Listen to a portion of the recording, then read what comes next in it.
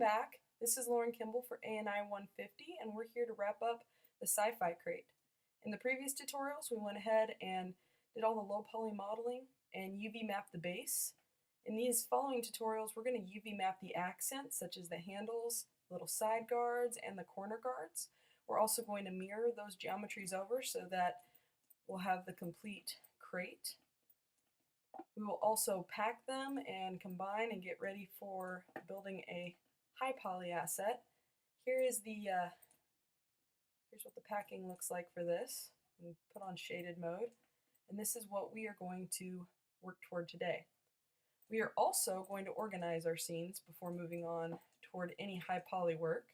As you can see in this scene, I've got everything organized into layers, which is always good, but my outliner looks a lot cleaner now than it did when I started. So I have this crate section, if you remember from the previous tutorial, that little corner of a crate that I had duplicated over, or I'm sorry, mirrored over 4 times. I went ahead and kept a duplicate of it in case I needed to go back to it. In the crate group, I have a copy of this crate. Let me turn that off. And this has all the individual pieces that were not grouped, and I have them named. And of course, the low poly crate combined. So we're going to talk about doing all of this today. All right, let's go ahead and get started. I went ahead and opened up a previous version of the crate. Remember to set your project and to constantly be saving. So in this version of the crate, if I open up my UV texture editor, I can see that this should be similar to what you have if you've been following along with my tutorials. This is how I packed it in the video tutorials prior to this, and I haven't yet repacked this bottom and side piece so that I could account for the additional embellishments, but we're going to get to that. All right, so before we start UV mapping the details, there's a little thing I'd like to point out to you as far as history goes. So remember when we modeled the crate, I kept emphasizing how important it is to delete your history when you're done modeling. Well, it's just as important to delete your history after you lay out your UV maps. As you can see in the channel box, there are all these little details: sewing, moving, tweaking, projections. Everything that I've done to this crate has been stored in the channel box. So I need to make sure that I delete my history. Again, that's under poly modeling, and clicking on this little blue clock. That deletes my history. All right, so that's it for that crate. I'm going to go ahead and open my details layer, which has my little assets. Again, you should only have one of each right now because we haven't duplicated or mirrored yet. I'm going to click on the handle, and I'm going to isolate it by pressing either Control-1 or Command-1 if you're on a Mac. And if I press F, it's going to recenter my screen on that object. Now, I haven't revisited this handle since we modeled it, but I can see right off the cuff that I left this edge loop where we originally mirrored this handle. So in the previous tutorial, we modeled only half of the handle and then mirrored it. So first, I'm going to grab these middle vertices to make sure that I merged, and I didn't because I can see 16 here, and it's 8 faces, so there should be 8 vertices that we're dealing with. Let me see. Yeah, so 8 faces, that should be 8 verts, but I have 16 verts. So I'm going to shift right click, merge vertices, and now we're down to 8, just the way we should be. And when I've done that and I've merged those vertices, I should be able to double click this edge loop. Let's take a look. Yep. And I want to shift, this is very important, shift right click, delete edge. Remember, if you just push the delete key, it's going to leave vertices floating on your mesh, and you don't want that. Okay, and just while I'm at it, for good measure, I'll go ahead and grab all these vertices, merge verts, just to make sure nothing was, left unattended. I'm also going to go into object mode, which is F8 on your keyboard, or function F8 if you have to work on a Mac.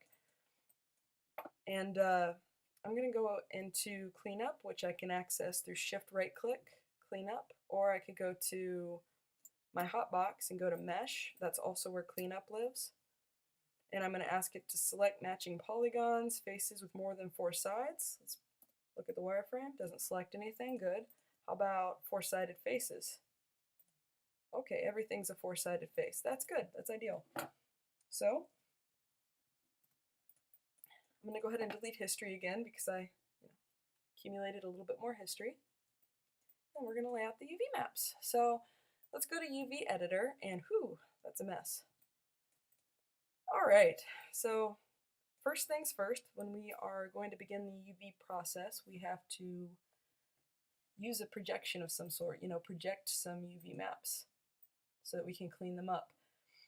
Now, the crate was a little bit easier than the handle because we were dealing with a very angular surface, kind of like if you had a cardboard box, if you bought something from the store and you had to collapse the box to throw it away. It's very easy to take a 3D shape like a cardboard box and lay it flat. It's like using something like a planar map, to unfold, essentially, is what I'm trying to get at. With this curved surface, and it's curving in different directions, and it's connected by multiple cylinders with, oh, hold on a second. Sorry, that was bugging me. Okay, so you've got multiple cylinders connected by bridging. It's not going to lay, if it were one long cylinder, we could use a cylindrical map. If it were more angular like the crate, we could use a planar map. So I'm going to just open up my UV toolkit over here. Now if you collapse everything, you'll notice one of the categories is create. And I'm only doing that just to show you another way to access these maps. I just think it's really cool that all the options are right there instead of having to hunt for them or go up here and tear off a menu every time. But back on what I was saying, a planar map is going to be harder to apply to this rounded object. Cylindrical maps more difficult, spherical maps out of the question. Camera-based and best plane are different types of planar map. Best plane is you're asking Maya to guess the best plane instead of actively choosing X, Y, or Z. And camera-based is going to apply a planar map based on where your camera is. But none of these are going to really help us. I could try automatic mapping, but that brings its own problems because automatic mapping is just 6, or if you customize it, you can add more, 6 or 8 different planar maps applied to each side. But again, you've got rounded surfaces, and you didn't really have any choice over where you set your seams. So seams are all over the place. If you tried to sew these pieces together, some of them aren't going to be curved to lay out with the rest of the handle in a way that really mitigates the seams. So it's just a mess. But fortunately, Maya 2018 comes with a brand new mapping type, and I really like it. UV Editor has something called normal-based mapping. And what normal-based mapping does, and I'm going to just quote Maya with the exact definition, is it's going to create a UV texture coordinate for the current selection by creating a planar projection based on the average vector of its face normals. Okay? So I'm going to go ahead and click on it. Pew! Open up the UV Editor, and what we have is basically a representation of this handle in UV space. Like a 3D representation of it, like it feels like it's going back into space, even like if you were looking at this from like the back view, which is kind of cool, but it's useless if it was a one-stop shop type technique you were looking for. Sometimes, like with your polygon dice, you could do automatic mapping, sew a few edges and you're done. Clearly I can't just start texturing this. But what it does do, which is really cool, is it goes ahead and sews all these edges together. If I right-click this as a UV shell, it grabs it as a single shell. So it took a lot of work out of me having to go in like with automatic mapping and sewing the pieces together. So what we're going to do with this, well, what's currently kind of unusable, we're going to make usable. I'm going to look at this handle and I'm going to choose a place for a seam, a texture seam. Now, when you're looking for a place to put a texture seam, it's ideal that it's somewhere that you're not, looking a whole lot, or if you're looking at something biological, like a human. You might cut the seam where a texture seam occurs. So what I mean is like where your hair meets your scalp might be a good place to hide a UV map because there's already a break on the texture because you go from skin to hair. In this case, there's no place to really hide a seam, so we're just going to choose an angle that's a little more discreet. I'm going to go underneath this handle and I'm going to grab one of the inner under edges. Shift double click, go into wireframe mode, and you can see which edge I chose. Okay? And what I'm going to do with that is I'm going to go over here in the UV editor, I'm going to shift right click, and I'm going to go to cut. Now you don't immediately see any difference, but what we have done is essentially take a pair of imaginary scissors and cut right along that edge we've selected. And what we can do is we can go into UV shell mode, we can shift right click and go to unfold.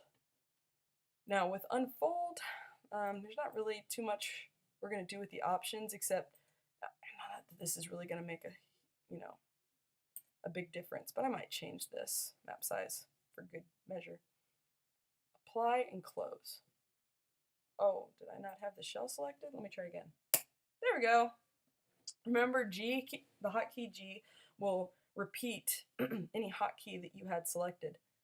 All right, so this is much more readable as a UV map. Let's go ahead and look at the shaded view. It looks like everything's flipped. Let's go ahead and see the distortion map. And there is some distortion, which was to be expected around those angular elbows.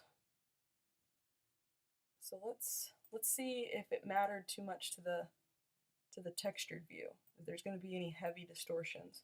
That looks pretty good. I mean, there are a few places where I can notice some really mild distortion, but by and large, that looks pretty decent for not putting like a ton of work into it. All right, so we're going to go ahead and use this, and I'm going to move it over for now. And I'm also going to rotate it. Now, one thing you'll notice while I'm rotating this is it snaps. So before, when we were modeling, I would double click the rotation tool, and I would often use step snap. Well, if you double click the rotation tool in your perspective view, just like this, keep this window open and click on your UV editor. See how the tool changed? So now the tool settings are showing you the rotation tool for the UV editor. And I have step snap turned on in 15-degree increments. I'm going to go ahead and turn it off for now, if it lets me. Come on, you know you want to. What is it? Why is that? Come on. Turn off. Turn it on, turn it off. Maybe it turned off and it's just not showing? Oh yeah, that's weird. Oh well, it turned off. I'm going to go ahead and just rotate that manually. But for the future, I'm going to go ahead and turn it on. Is it? Stop. Turn on. There we go. Okay, step snap on 15-degree increments. Let me close out of that for the rest of what I'm going to be up to. So that's the handle. We're just going to set it off to the side for now, and I'm going to minimize this. I'm going to go ahead and save my scene.